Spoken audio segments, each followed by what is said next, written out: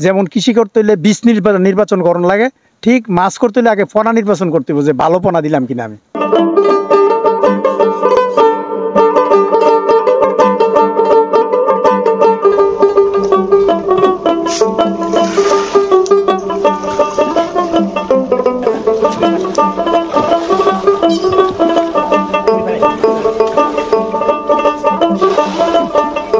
আসসালামু আলাইকুম সুপ্রিয় দর্শক, কথা বলছিলাম ব্রাহ্মণবাড়িয়ার আখাউড়ার কেন্দ্র নামক স্থান থেকে, যেখানে জনাব মোহাম্মদ মিনার হোসেন মোল্লা নামের একজন বাণিজ্যিকভাবে মিশ্র মাছ চাষ করছে।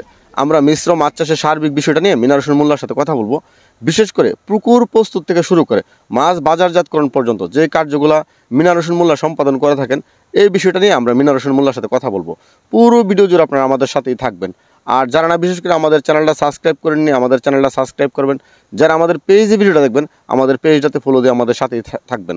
তো চলুন আপনাদেরকে সরাসরি নিয়ে যাই মিনার হোসেন মোল্লার কাছে।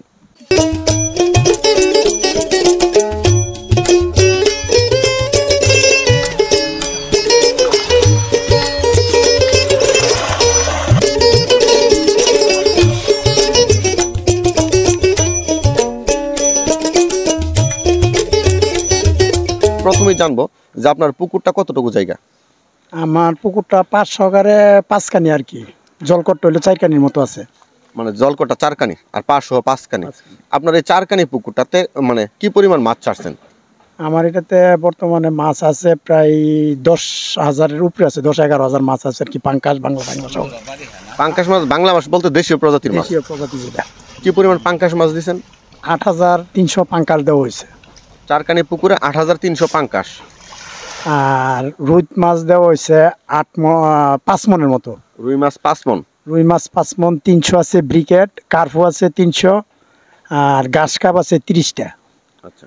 আর এমনি তেলাপিয়া আছে 1,002 তেলাপিয়াও আছে আর কি। কাতল মাছ কিংবা সিলভার কাপ এই জাতীয় নাই? কাতল আর সিলভার কাপ নাই। সিলভার কাপ চলে না ইয়ার লগে, পাঙ্কাশের লগে। পাঙ্কাশের সাথে হয় না? হয় না। এটার মধ্যে চলবো বাসা মাছের মধ্যে ব্রিকেট মাছ যেটা আছে এটাই চলবো। আচ্ছা, আপনার কাছে আমরা জানি যে আপনি তো যেহেতু হাইব্রিড এবং দেশীয় প্রজাতির মাছের সংমিশ্রণে চাষটা করছেন, আপনি খাবার কি কি দেন? খাবার শুধু ফিডই দেওয়া হয়, অন্য কোনো কিছু দেওয়া হয় না। আর শুধু ফিড দেওয়া হয়, মাঝে মধ্যে চুন আছে, লবণ আছে, যদি পানিতে কোনো সমস্যা দেখা যায় চুন লবণ দেওয়া হয়, অথবা ডাক্তারি কোনো পরামর্শ, বিশেষ যদি কোনো ভাইরাস হয় তাহলে ডাক্তারি পরামর্শ নেওয়া হয় আর কি।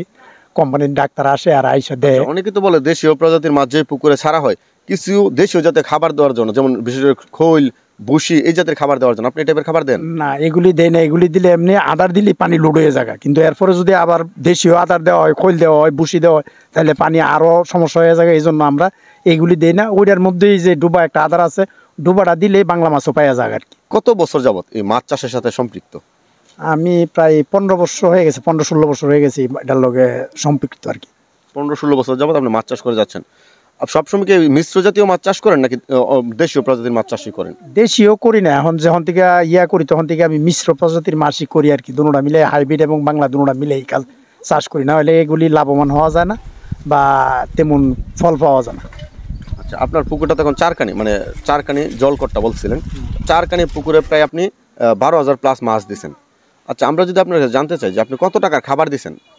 এই পর্যন্ত প্রায় 8 লাখ টাকার উপরে গেছে খাবার। 8,25,000 টাকার মতো গেছে খাবার এই চাষটাতে। এই চাষটা বছরে কয়বার চাষ দেন? 2বার চাষ দেন। 8 লাখ টাকার প্লাস খাবার গেছে।